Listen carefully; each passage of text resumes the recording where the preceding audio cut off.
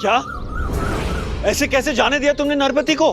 बात समझने की कोशिश करो गणपत। उसे क्षयरोग है। अगर वो यहाँ रहता तो हम सबको क्षयरोग हो जाता। फिर नाटक कैसे करते? ऊपर से कुलकर्णी सरकार का आदेश भी था। कुलकर्णी का आदेश? लेकिन ऐसा भी तो हो सकता है ना कि वो इंसान मुझे नीचा दिखाने के लिए, मुझे हराने के लिए, ये नाटक बंद करने के लिए झूठ बोल रहा हो। और तुम इतने विश्वास से कैसे कह सकते हो कि नरपति बीमार है? हाँ, क्या सबूत है तुम्हारे पास कि उसे क्षय रोग है? तुम ऐसा इसलिए बोल रहे हो क्योंकि तुमने उसकी हालत देखी नहीं थी। और सुनोगे, जो आदमी उसको गांव छोड़ने गया था उसने बताया कि नरपति बेहोश था जब तक अपने घर नहीं पहुंचा। और अगर वो यहाँ रहता भी तो भी नाटक नहीं कर पाता। बात समझने की कोशिश करो। सच्चाई को अगर स्वीकार कर लोगे तो तकलीफ नहीं होगी। तकलीफ कैसे कम होगी? अब मैं इतनी जल्दी नई दमयंती को कहां से लाऊं?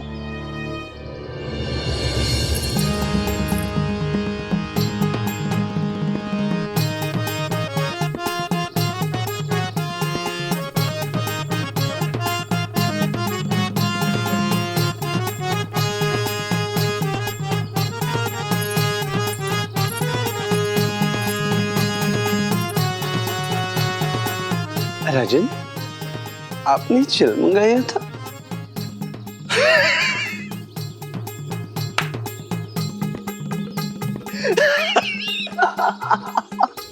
चुप! पागल हो गए हो क्या तुम? लेकिन गणपत, इसमें आपत्ति क्या है तुम्हें?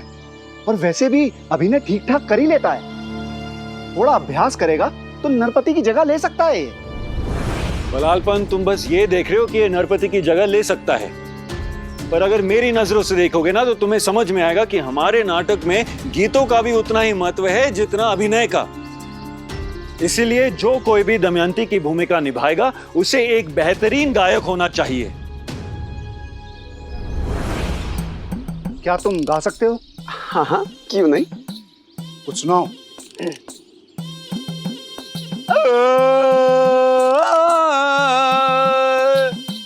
जा रे हंसा। चुप!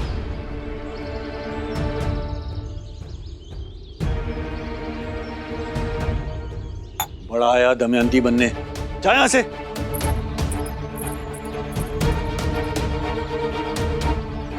समझे?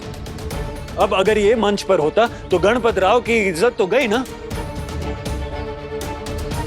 नहीं, हमें किसी भी कीमत पे नई दमयंती की खोज करनी ही होगी। इधर दे, ये ले, ये ले, ये ले।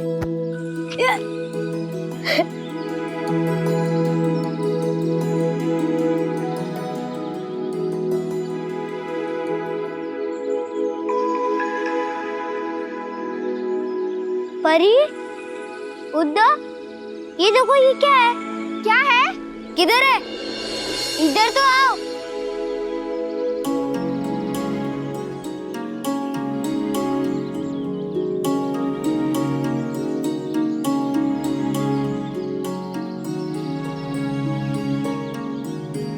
ये क्या है? नहीं जानते तुम लोग? मुझे बाबा ने बताया था इसके बारे में। ये तितली के अंडे से निकला हुआ डिंब है। यह भी कोशित, यानी एक कवच में है। और जैसे ही ये कवच टूटेगा उससे तितली बाहर आएगी।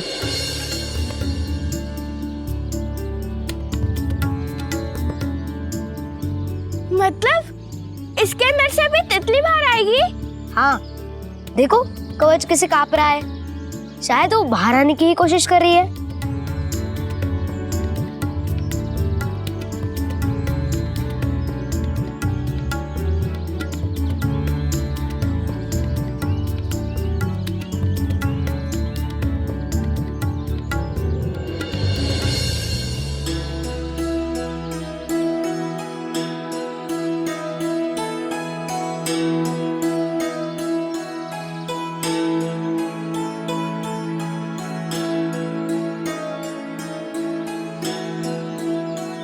बड़ी देर हो गई, अभी तक तितली बाहर नहीं आई। तुम्हें पक्का पता है ना कि ये तितली का ही अंडा है और इसमें से तितली बाहर आएगी? कहीं तुम हमें बेवकूफ तो नहीं बना रही ना? सच कह रहा हूँ, हो सकता है इसे बाहर आने में दिक्कत आ रही हो। फिर तो हमें मदद करनी चाहिए इसकी। कवच तोड़ दे। हाँ।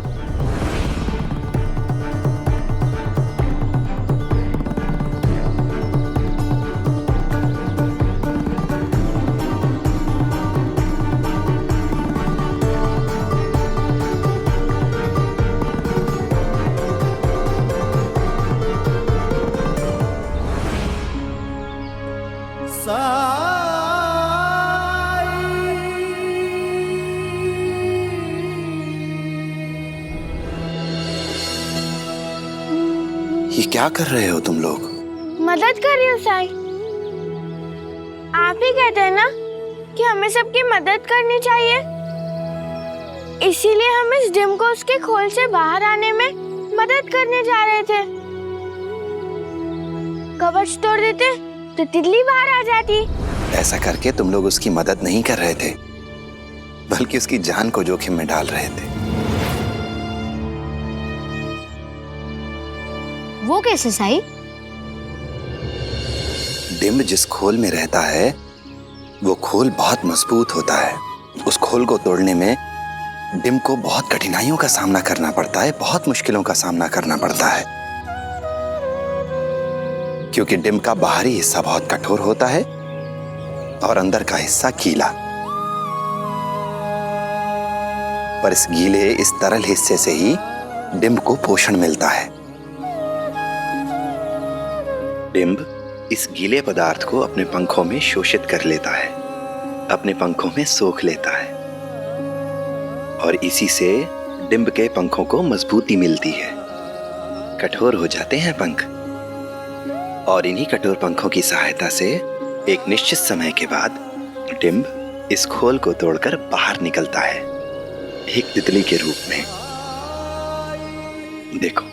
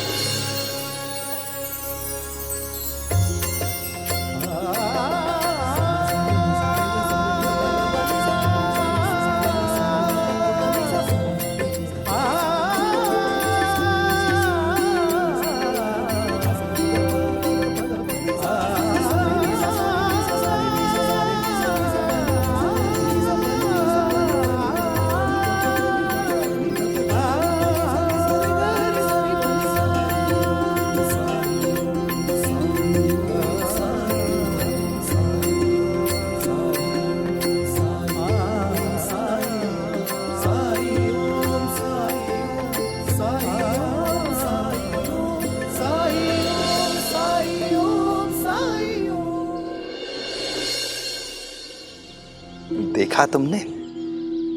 कुछ सीखा? जीवन में आने वाली कठिनाइयों का मतलब ये नहीं होता कि जीवन दुख दर्द से भरा है। हो सकता है जीवन में आने वाली कठिनाइयां हमें अपने जीवन में तरक्की करना सिखा रही हों, हमें जीवन में उड़ान भरने की तैयारी करा रही हों।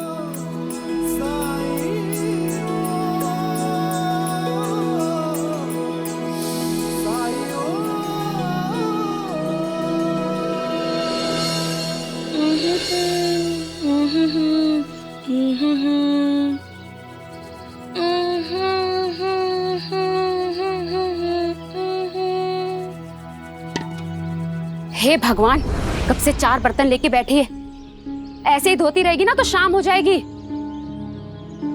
से बोला है गाने वाने से ध्यान हटा दे, लेकिन नहीं, उसी में ध्यान लगा रहता है। ये देख, ऐसे घिस घिस कर धोए जाते हैं, ऐसे, समझी? ऐसे। अब जैसा सिखाया है ना वैसा ही धोना। और अब तेरे गाने की आवाज ना मेरे कानों तक नहीं आनी चाहिए। जब देखो गाना।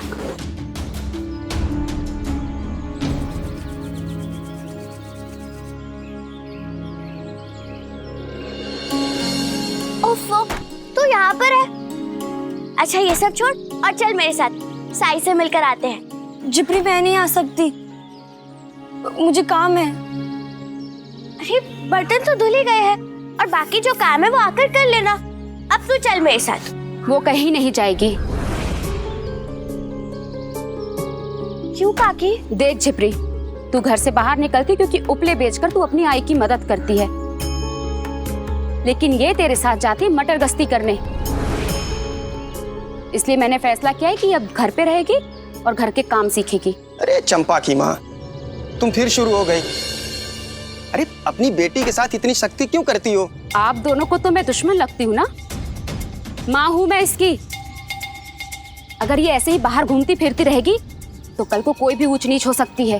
अरे कभी तो शुभ बोला करो। झिपरी बिटिया,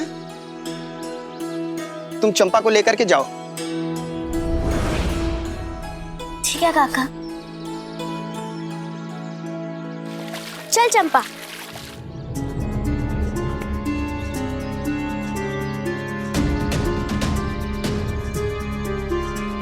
मैं बोलती ही क्यों हूँ?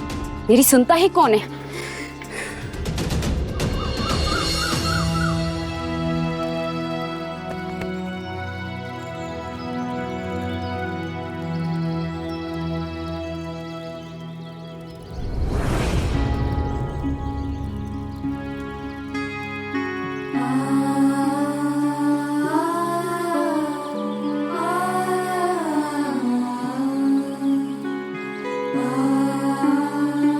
क्या हुआ चंपा, इतनी उदास क्यों है?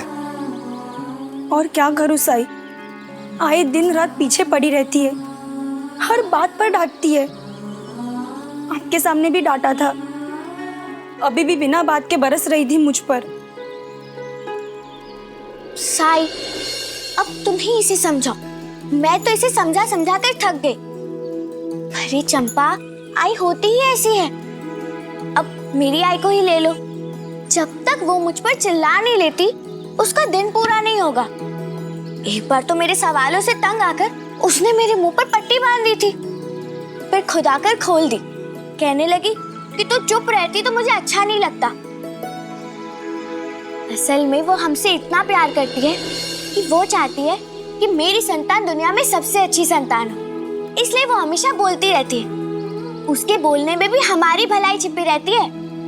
लेकिन तेरी आई तेरी तारीफ भी करती है ना, और मेरी आई कुछ भी करो सुनाएगी ही। उसे सिर्फ मेरे शादी के बाद की चिंता है। ये चिंता है कि शादी के बाद मैं उन्हें बदनाम कर दूंगी।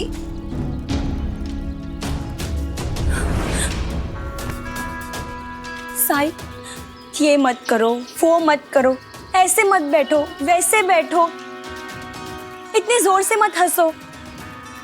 इतने सारे नियम सिर्फ हम लड़कियों पर ही क्यों? हमारे साथ के लड़के अकेले शहर जाते हैं, अपने निर्णय खुद लेते हैं।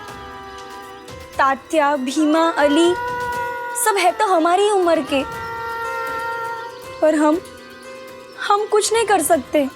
साई, आज समाज में औरतों के जो हालात है, क्या वो कभी नहीं बदलेंगे? बदलेंगे, जरूर बदलेंगे, क्योंकि परिवर्तन प्रकृति का नियम है। और उन हालातों को कौन बदलेगा जानती हो? कौन? चंपा, तुम, लक्ष्मी और तुम जैसी आज की लड़कियां। आने वाले समय में स्त्री की समाज में क्या दशा होगी, ये इस पर निर्भर करता है कि तुम लोग अपनी आने वाली पीढ़ियों को क्या देकर जाओगे, उनके लिए क्या बुनियाद रखोगे। आज ज्यादा से ज्यादा लड़कियां शिक्षित हो रही हैं, प्रशिक्षित हो रही हैं, आत्मनिर्भर बन रही हैं, और इससे लोगों की सोच में बदलाव हुआ है। लड़कियों की स्थिति में भी सुधार हुआ है। तुम लोगों ने देखा ही होगा कि बायजा माँ ने शिरडी की औरतों को जागरूक करने के लिए, उन्हें आत्मनिर्भर बनाने के लिए बहुत कोशिश की है, बहुत प्रयास किए हैं। केवल समाज को दोष देने से या कोसते रहने से तो कुछ नहीं बदलेगा। स्त्रियों को समाज में अपना मकाम हासिल करने के लिए इस पुरुष प्रधान समाज में अपनी पैठ बनाने के लिए पहल खुद ही करनी होगी। खुद ही प्रयास करना होगा, खुद ही कदम बढ़ाना होगा। और जब तुम जैसी युवा लड़कियां, युवा शक्तियां कुछ करने की ठान लें तो हो सकता है समय लगे, पर परिवर्तन तय है।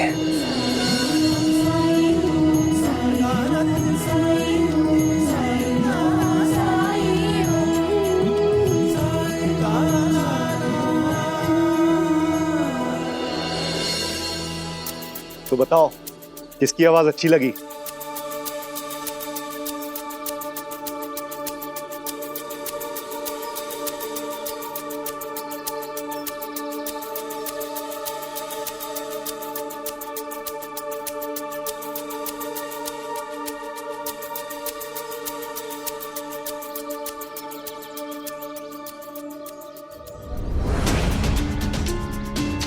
आप सबका बहुत बहुत शुक्रिया। आप सब जा सकते हैं।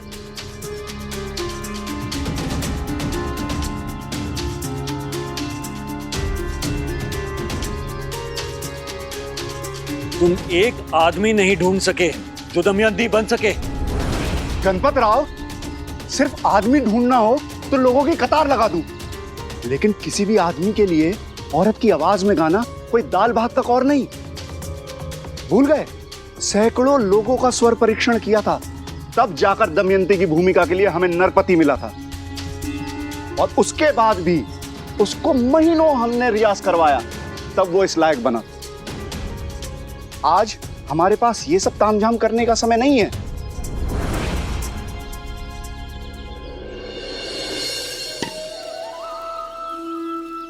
तो बताओ, तुम दोनों के हिसाब से समाज में परिवर्तन लाने के लिए तुम्हारा वो पहला कदम किस क्षेत्र में होगा? क्या करना चाहोगे तुम लोग? साई, मैं पढ़ना चाहती हूँ। मुझे अंग्रेजी सीखनी है। पढ़कर मैं कुछ ऐसा करना चाहती हूँ जिससे मैं देश के काम आ सकूं, लोगों का भला कर सकूं। मुझे तुम पर और तुम्हारी सोच पर नाज है लक्ष्मी।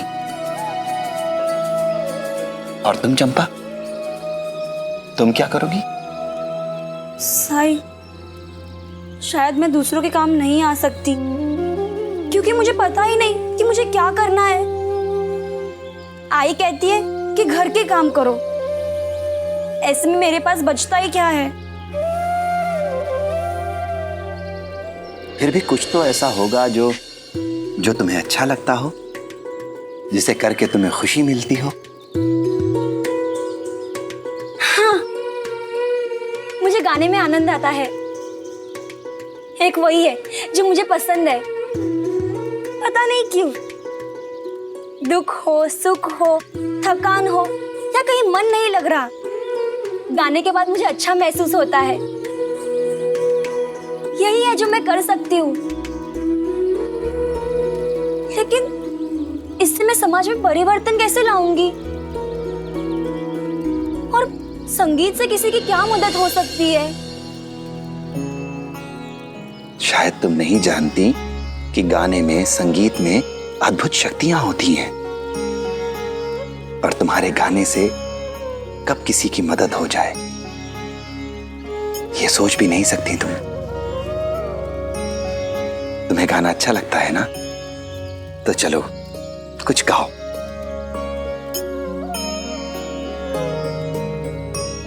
अभी? हाँ, संगीत तो किसी भी समय सुना जा सकता है। तुम्हें गाना अच्छा लगता है तो गाओ, दिल से गाओ। ठीक है, लेकिन क्या गाऊं? जो भी मन करे वो गाओ। पारस छुए जो लोह खंड, कनक रूप सुहाए, मेरे साईं छुए जो पत्थर भी तो वो पारस कहलाए।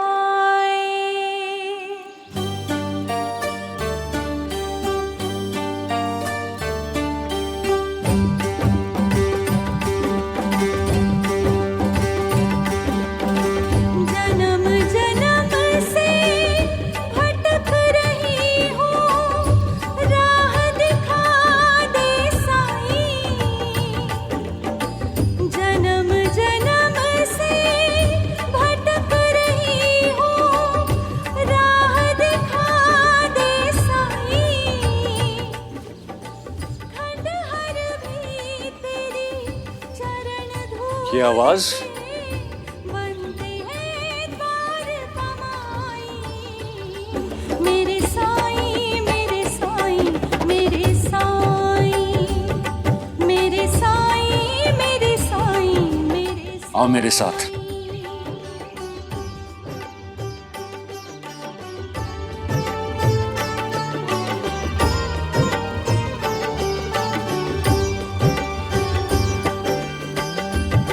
तेरे चरणों के अमृत से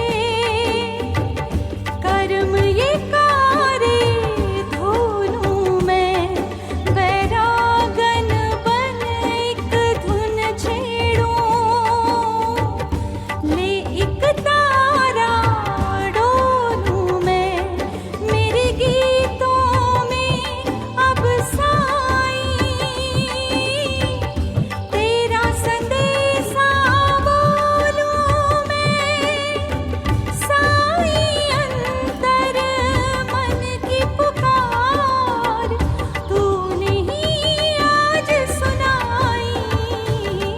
मेरे साईं, मेरे साईं, मेरे साईं, मेरे साईं, मेरे साईं, मेरे साईं। पता करो ये लड़की कौन है।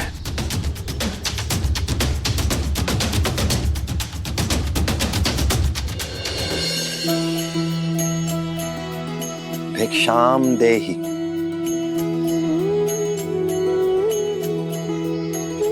आज साईं मेरे घर आए हैं।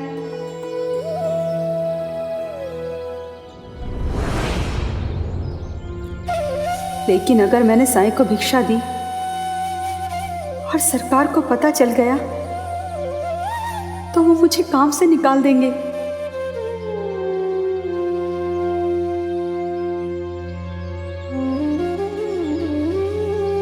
राम जी भला करे। रुकिए साईं।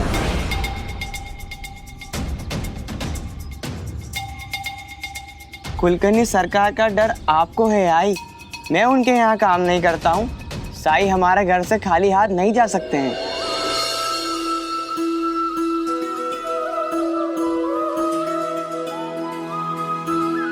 लीजिए साईं।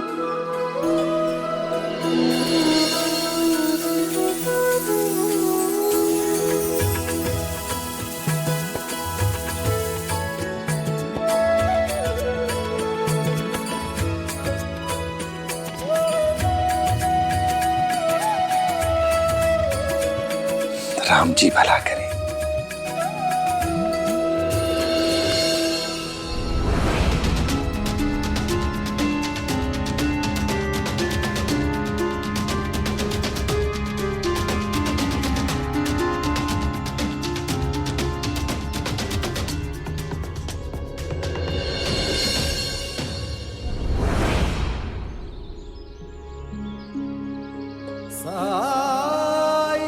क्या तुम मेरा एक काम कर सकते हो? जी बोलिए साईं। तुम ये अनाज मुझे पीस कर दे सकते हो क्या? जरूर साईं, मैं इसे पीस कर द्वारका माई पहुंचा दूंगा।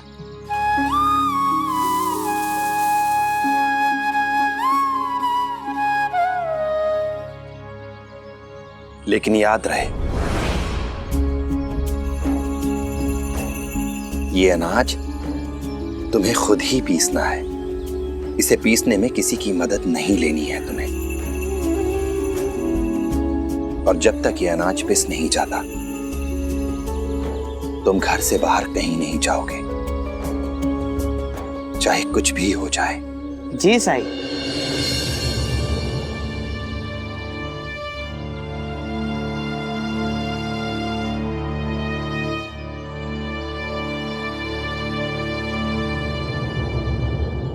उसका नाम चंपा है। वो पास की बस्ती में रहती है। उसके पिता का एक छोटा सा खाट का व्यापार है। लेकिन एक बात बताओ, अचानक से तुम्हारी इतनी दिलचस्पी उस लड़की में कैसे होने लगी? तुम्हारी प्राथमिकता तो दमयंती की खोज की होनी चाहिए ना? सही कहा, वही तो मेरी प्राथमिकता है। बलात्मन सोचो, अगर हम उस लड़की को रानी दमयंती की भूमिका निभाने को कहें तो कैसा रहेगा? होश में तो हो तुम? एक लड़की और नाटक में अभिनय, ऐसा पहले कभी नहीं हुआ है गणपत। क्योंकि ये महान काम गणपत राव के द्वारा होना ही निर्धारित था। अब तक पूरे भारत में ऐसा कभी नहीं हुआ। अरे मैंने तो सुना है कि इंग्लैंड में औरतें अभिनय सालों से करती आ रही हैं। अब समय आ गया है कि यहां भी ऐसा हो।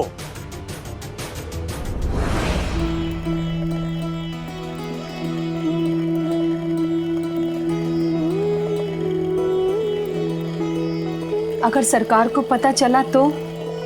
आई, शिरडी में सारे लोग साई की वजह से बेखौफ रहते हैं, क्योंकि वो जानते हैं कि अगर कोई भी उन पर आंच आती है, मुसीबत आती है और परेशानी आती है तो साई उनकी मदद करेंगे। अगर हम पर कोई मुसीबत आ गई तो कौन करेगा हमारी मदद? या कुलकर्णी सरकार मदद करेंगे हमारी? क्या ये गोपाल का घर है? आई, मैं भी आया।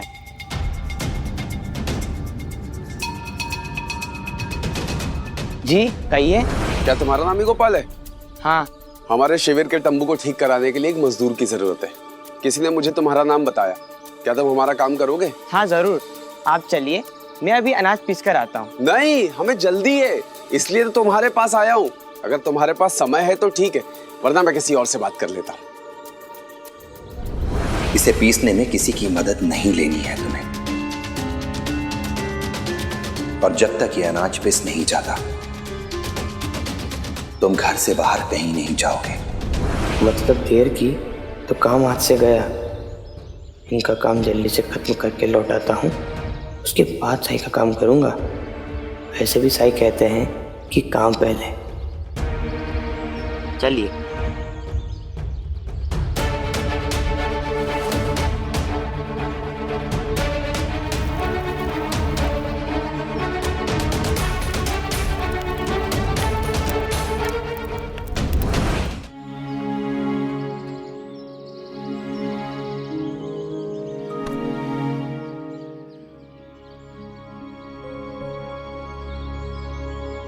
साईं,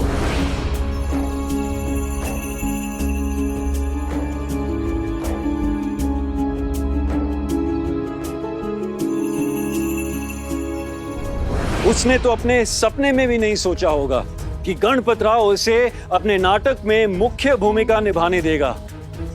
अरे और दर्शक तो हमारा नाटक देखने के लिए पागल हो जाएंगे। भलाल पंथ, यहां से लेके नासिक तक दर्शकों की कतार लगेगी। भलाल पंथ, तुम्हें नजर नहीं आ रहा पर मुझे साफ साफ दिख रहा है।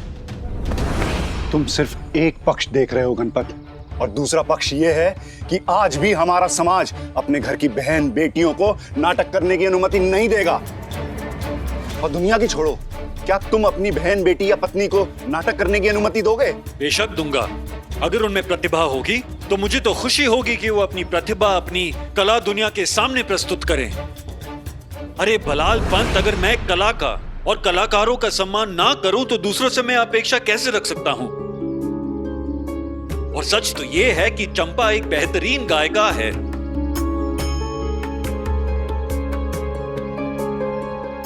इसमें कोई दो मत नहीं। लेकिन मुझे एक बात बताओ, क्या उसके घर वाले मानेंगे? मानना पड़ेगा, उन्हें मानना ही पड़ेगा। क्योंकि गणपत राव को कोई भी मना नहीं कर सकता। अब तुम इतने व्यस्त हो गए हो कि अपनी माँ के घर के सामने से ऐसे उसे मिले बिना जा रहे थे। नहीं भाईजामा, व्यस्त नहीं हूँ, बस थोड़ा जल्दी में था। हाँ हाँ, सब पता है मुझे। अब तुम 2 पल के लिए यहाँ चुपचाप बैठो। चलो बैठो, अभी आती हूँ मैं।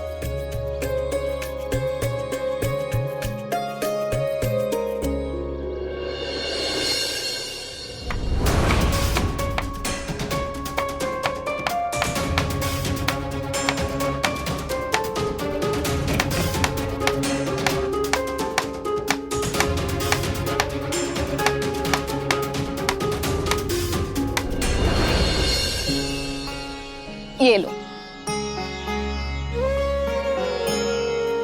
भाईजामा, अभी तो खाने का समय भी नहीं हुआ है। हाँ हाँ, जानती हूँ, लेकिन ये भी जानती हूँ कि आज के दिन में तुम दोबारा से इस रास्ते से नहीं लौटोगे।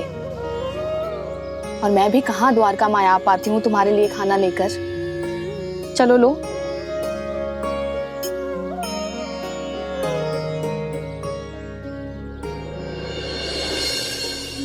आई की तबीयत ठीक नहीं रहती है ना, तो बहू के फर्ज के आगे आजकल मैं माँ का फर्ज नहीं निभा पा रही हूँ।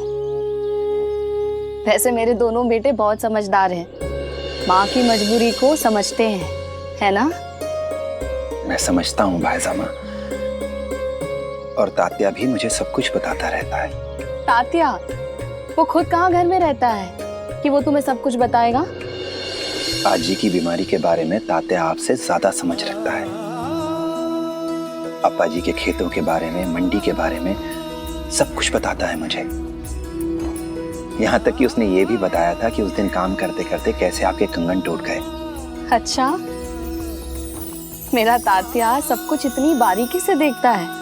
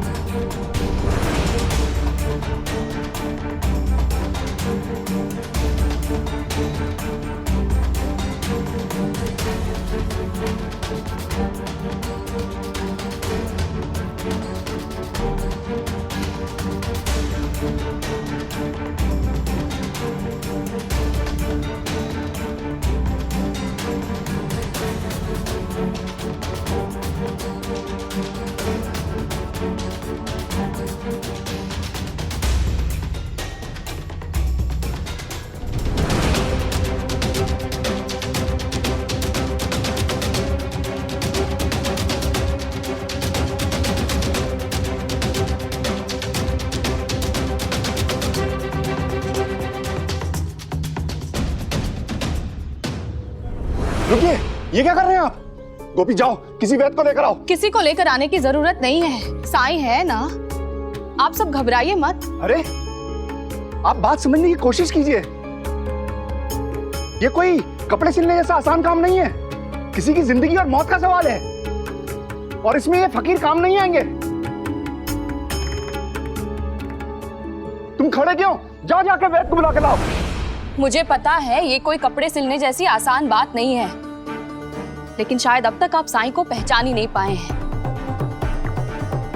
जब अपने आप को छोटा करके देखेंगे तभी संसार में अपने से बड़े को पहचान पाएंगे आप। मेरा कहा मानिए, साईं जो कर रहा है उसे करने दीजिए। आप बस श्रद्धा और सबूरी रखिए। लेकिन गोपाल! गोपाल! गोपाल! साईं!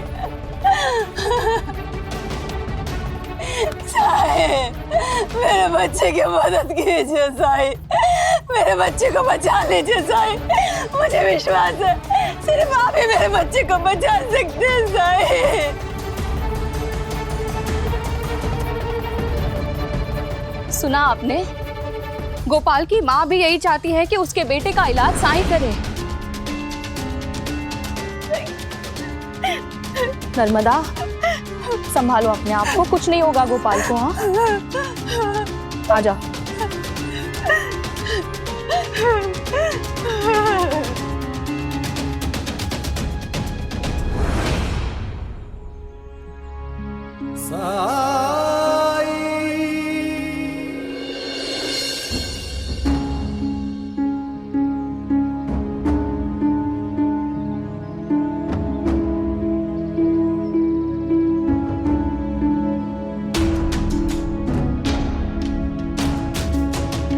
इसकी रीढ़ की हड्डी में चोट आई है।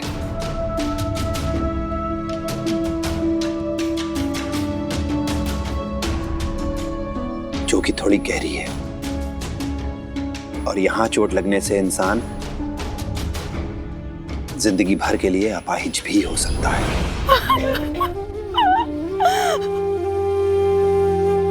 मैं अब भी कह रहा हूं, हमें वैद्य को बुलाने दीजिए।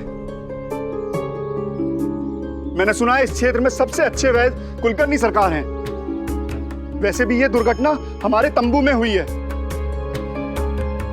एक के बाद एक मुसीबतें हम पर टूट रही हैं, और अगर कुलकर्णी सरकार को पता चल गया कि इसे कुछ हुआ है तो वो हमें छोड़ेंगे नहीं, शिरडी से बाहर भिजवा देंगे।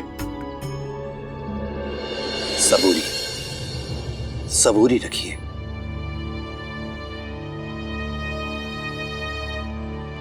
गोपी, थोड़ा पानी और कपड़ा लेकर आओ।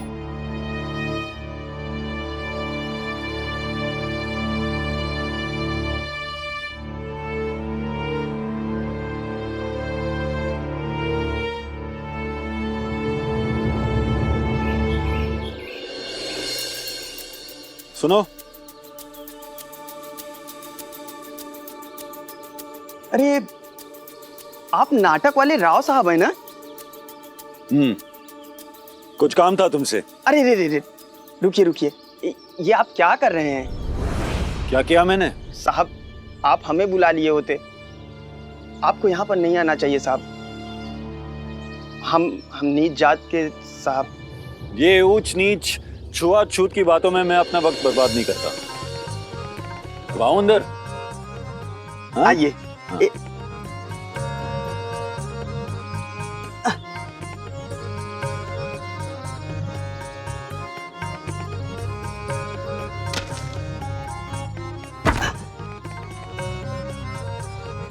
बैठिए साहब, बैठिए। अरे चंपा, बिटिया एक गिलास पानी लाना। अभी लाई बाबा। बोलने के अंदाज में भी कला है, संवाद के लिए भी बिल्कुल उपयुक्त है। हाँ साहब, अब बताइए कितनी चाहिए आपको? कितनी क्या? मतलब छोटी वाली चाहिए या बड़ी? मेरे पास हर तरह की खाट है। मुझे खाट नहीं चाहिए। तुमने तो सुना ही होगा कि शिरडी में मैं राजा नल और रानी दमयंती की कहानी पर नाटक कर रहा हूँ। हाँ सुना है, और हमारी बिटिया ने तो आपका नाटक भी देखा है।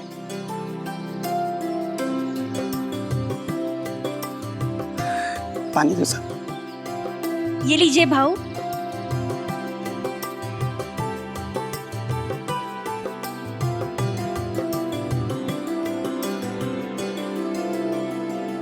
आपका नाटक बहुत अच्छा है।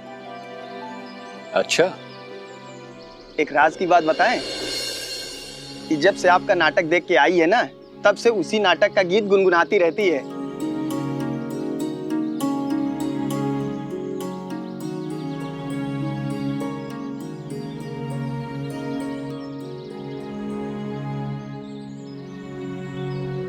लेकिन शायद अब शिरडी में मेरे नाटक के गीत ना गूंजे। क्या हुआ? जो अभिनेता रानी दमयंती की भूमिका निभा रहा था, उसे बीमारी की वजह से अपने गांव वापस जाना पड़ा। अब मैं बहुत बड़ी मुश्किल में फंस गया हूं। सरकारी जमीन को किराए पर लेने के लिए मैंने कुलकर्णी सरकार को अत्यधिक शुल्क दिया है, और खेल चले इसलिए एक निवेशक से भी पैसे उधार में लिए थे, जो मुझे अब वापस करने हैं। मैं आपकी परेशानी समझ सकता हूं साहब।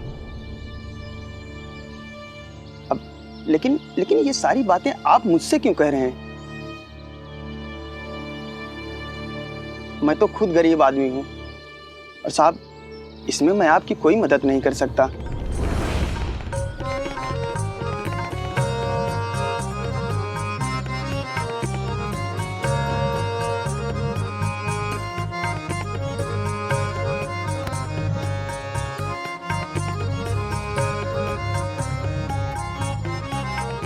असल में केवल तुम ही मेरी मदद कर सकते हो।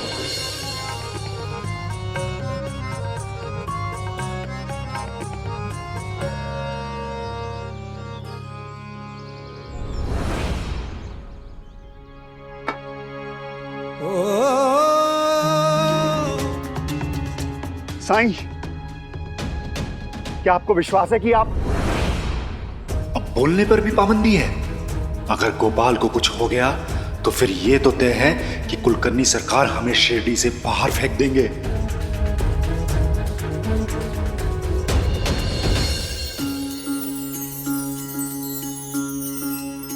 ओ जब कठिनाई छाई तू ही याद आया, भटके राही को तूने रास्ता दिखाया, तूने भक्तों का बेड़ा पार लगाया।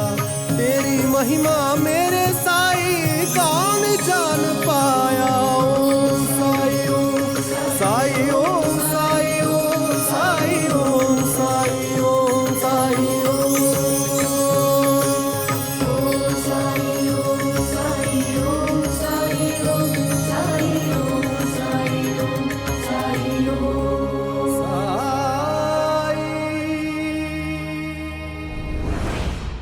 ऐसे और भी मज़ेदार वीडियो के लिए हमारे चैनल को लाइक, शेयर और सब्सक्राइब करें।